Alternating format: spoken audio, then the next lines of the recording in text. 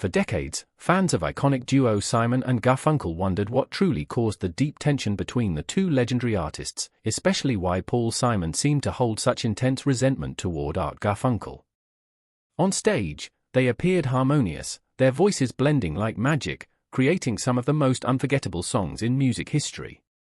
But behind the curtain, a storm had been brewing for years, one made of ego clashes, hurtful misunderstandings, and the pressure that fame puts on even the strongest friendships.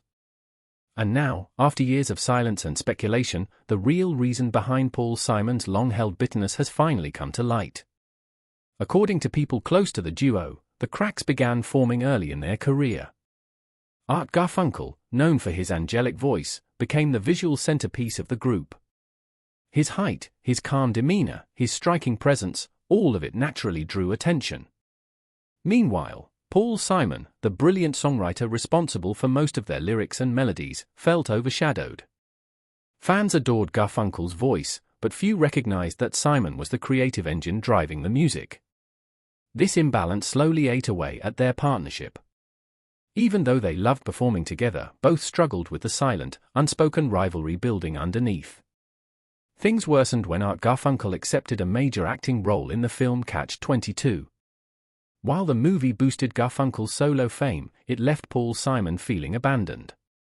Simon had expected that the two would continue making music, but instead he watched Garfunkel pursue Hollywood opportunities. The wound deepened when Garfunkel reportedly made comments meant lightly, but unintentionally hurtful, suggesting he was the more recognizable star. For Simon, already insecure about his height and public image, those remarks cut deeper than anyone realized. Their reunion tours in later years didn't heal the old wounds. Though they shared smiles on stage, behind the scenes the same disagreements resurfaced.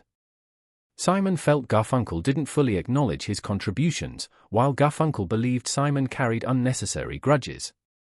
In truth, both men misunderstood each other's intentions, and neither knew how to take the first step toward genuine healing.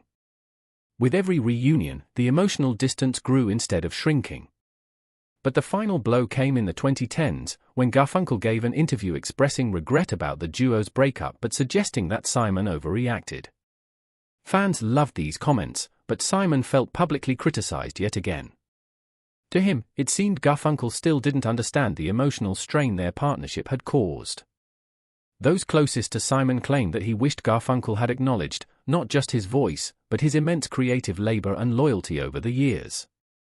Now that both artists are in the quieter, reflective chapter of their lives, insiders say the underlying issue was never hatred, it was disappointment, frustration, and the pain of two friends who couldn't communicate their hurt.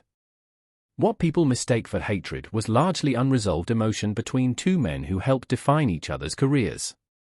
And though the world may never see another Simon and Garfunkel reunion, the truth is clear, their story was never about rivalry alone, but about two artists struggling under the weight of expectations, fame, and friendship that was both beautiful and deeply complicated.